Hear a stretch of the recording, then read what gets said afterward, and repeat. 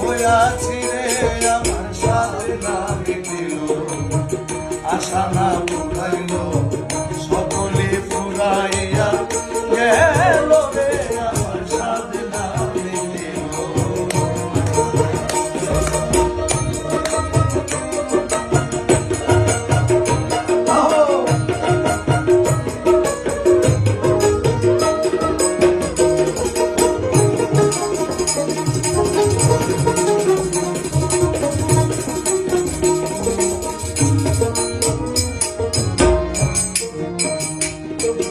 আমি কত সাথে পেলেছিলাম কন্যা পরিবার, ভেবেছি বিপদে আপদে তারা হইবে আমার।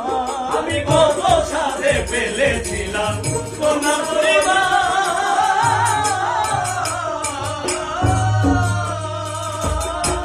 বিপদে আপদে তারা হইবে আমার।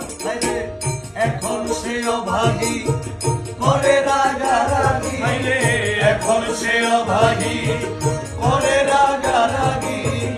আমি যেন ভূতে ধরা রোগী হই রে আমার সাথে না মিটিল, আশা না পোহাইল সকলে ফুরাইয়া গেল রে আমার সাধনা মিটিল।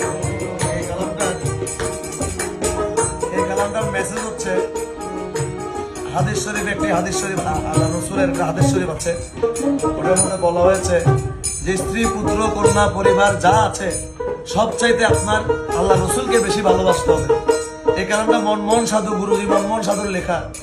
উনি যখন মৃত্যু সজ্জায় তখন একটা মানুষ কি চিন্তা করে সেই কালামটার কথাই এখানে, সেই কথাটার এইটা কালাম আত্মীয়তে বলা হয়েছে। যেমন বলা হয়েছে এখানে, আমি কি করিতে আইলাম হবে করে গেলাম কি, আমার ওই সব কথা মনে হইলে নীরবে কাঁদি। আমি কি করিতে আইলাম হবে করে গেলাম কি,